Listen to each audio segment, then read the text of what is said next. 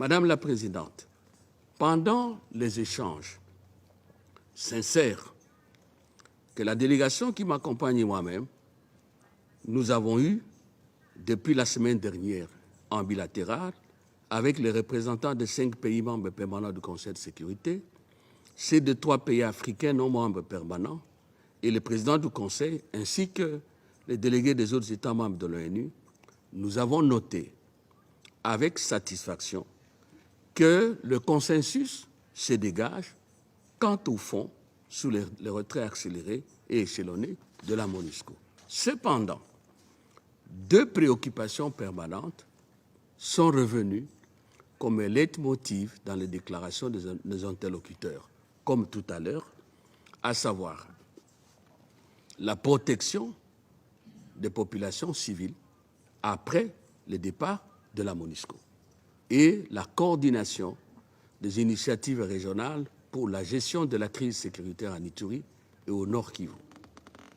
Nous remercions tous nos partenaires, je venais de le dire, pour l'intérêt qu'ils portent sur le retour de la paix et la fin de la guerre dans ces 2 provinces, ainsi que pour leur marque de solidarité avec le peuple congolais. Au nom du président et du gouvernement de la République démocratique du Congo, je voudrais rassurer tous de ce que non seulement nos dirigeants qui ont le devoir constitutionnel de sécuriser tous les habitants de notre pays sont suffisamment conscients des problèmes soulevés, mais aussi des dispositions efficaces ont été prises afin que, avec les populations elles-mêmes, leur sécurité soit prise en charge par nos forces de défense et de sécurité. Étant entendu, bien sûr, qu'il n'y a pas moyen plus sûr de sécuriser les populations que de mettre fin à la guerre.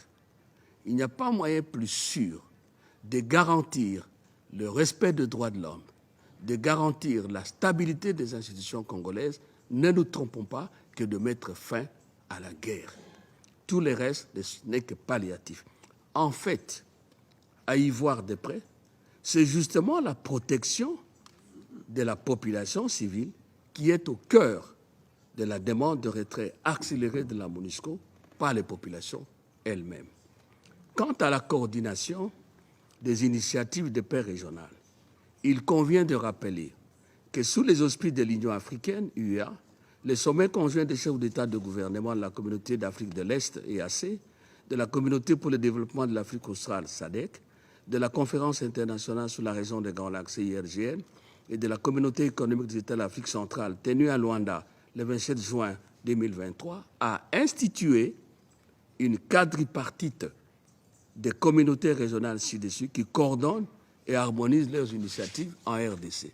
C'est dans ce cadre que les chefs d'état-major des forces respectives et celui de la FRDC se réuniront la semaine prochaine, le 4 octobre, à Addis Abeba, pour examiner toutes les initiatives en cours et convenir des actions à entreprendre pour dégager toutes les entraves au règlement du conflit armé en RDC. Pas plus qu'hier, Madame la Présidente. Les chefs d'État des pays membres de l'organe sécuritaire de la SADC se sont réunis et ont convenu des modalités pratiques de déploiement de la force régionale de la SADC en RDC. Cette initiative vient de faire en fait une avancée significative. Et quoi qu'il en soit, la RDC n'entend point rompre avec les Nations Unies, ni avec les autres partenaires bilatéraux et multilatéraux désirés d'appuyer les efforts internes selon les formes convenues avec notre gouvernement. Mais, Madame la Présidente, ce serait manquer de sagacité et contraire à la vérité que de considérer, à tort, que le retrait de la MONUSCO est une fin en soi et une panacée à l'insécurité ainsi qu'aux violences récurrentes à l'est de la République démocratique du Congo et dans la région des Grands Lacs. Ce retrait participe plutôt à la facilitation et aux efforts de déblocage d'un processus de paix très laborieux et fort complexe, délibérément bloqué par le Rwanda et ses supplétifs du M23, qui continuent ainsi à défier le peuple congolais et à narguer la communauté des nations. Ces pays voisins, ces groupes armés terroristes, ont transformé le Nord Kivu en une poudrière qui n'attend qu'une étincelle pour embraser de nouveau cette province martyre depuis 2 décennies et demie. Comme en témoigne l'évolution du secrétaire général de l'ONU, dans son récent rapport dont nous avons parlé, la situation sécuritaire et humanitaire à l'Est demeure catastrophique.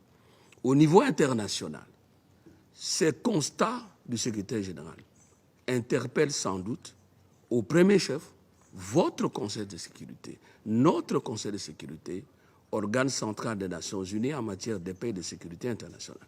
C'est pourquoi, Madame la Présidente, la République démocratique du Congo appelle le Conseil de sécurité à sortir de sa torpeur pour assumer ses responsabilités statutaires. En effet, pour paraphraser notre président de la République, dans son adresse à la 70e session de l'Assemblée générale des Nations Unies le 20 septembre en cours, il est inadmissible et injuste,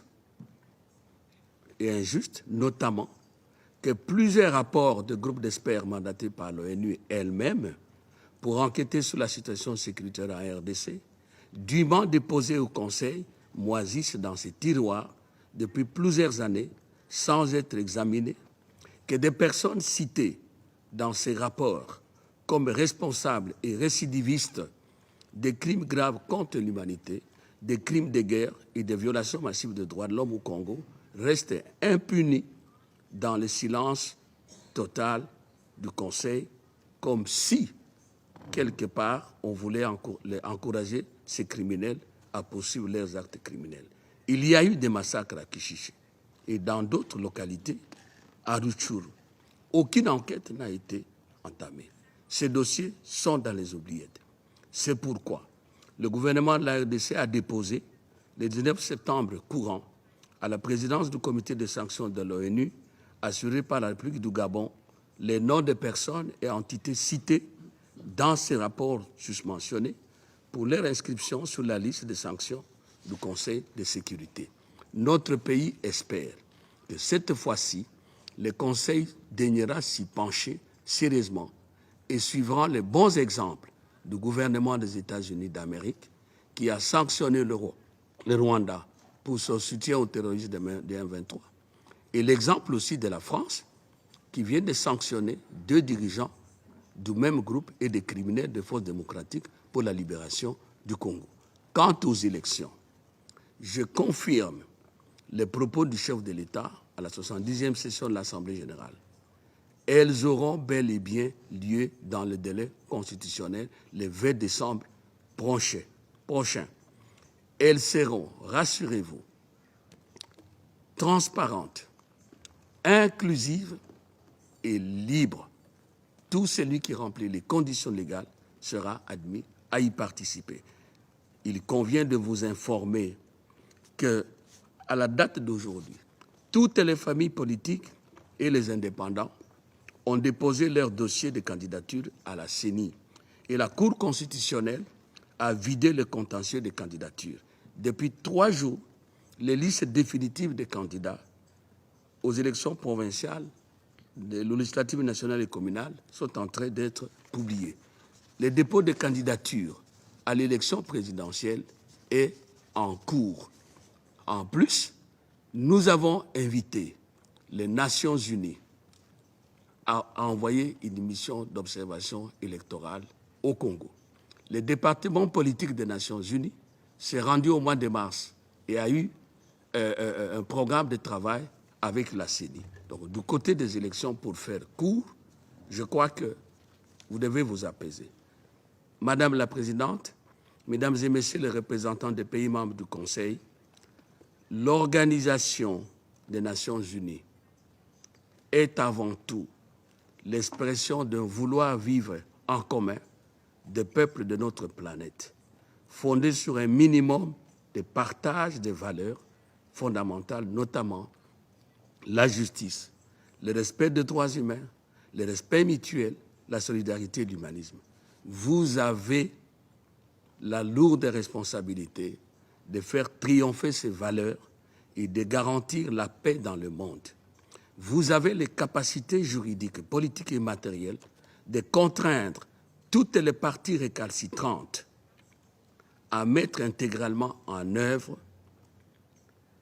la feuille de route issue des processus de Nairobi et de Luanda que vous avez approuvé et d'arrêter par conséquent l'enlisement dangereux en cours dans la crise sécuritaire en RDC. Agissez avant qu'il ne soit trop tard.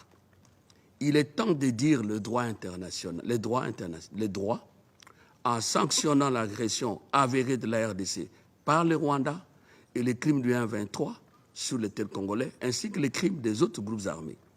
Il est grand temps de hausser le ton en sommant sans équivoque aussi bien le 1-23 de déposer les armes, d'aller au cantonnement des sites prévus à cet effet, de s'intégrer dans le PDDRCS, aussi bien aussi les 1-23 que le Rwanda a retiré sans condition ses troupes du Congo et a cessé son soutien au 23. Quant au FDLR, le gouvernement congolais fait à la communauté internationale une proposition simple. Les membres du FDLR ne sont pas des citoyens congolais. Pourquoi le Conseil de sécurité ne peut-il pas concevoir un plan d'éradication des FDLR pour l'exécution duquel la RDC est prête à participer activement? Nous vous tendons cette main-là. Pour sa part, la RDC n'a pas failli à ses engagements. Nous ne cesserons jamais de nous battre pour protéger l'intégrité territoriale et l'indépendance de notre pays et assurer le bien-être de notre population.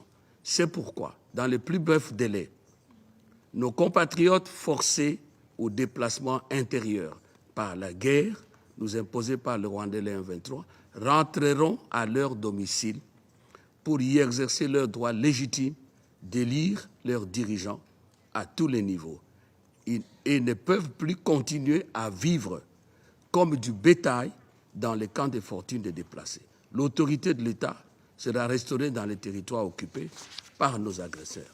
Pour terminer, je vous réitère la plus grande importance que notre chef de l'État et notre gouvernement attachent aux bonnes relations avec l'ONU et leur conviction profonde que c'est en étroite collaboration avec les Nations Unies, dans la compréhension mutuelle, l'harmonie, la sincérité et avec plus de volonté politique qu'il sera possible de restaurer durablement la paix et la sécurité, tant à l'est de notre pays que dans l'ensemble de la région des Grands Lacs. À cet effet, rassurez-vous, la RDC reste à la disposition du Conseil de sécurité. Je vous remercie. I thank His Excellency Mr. Lutundula Apala Penapala for his statement.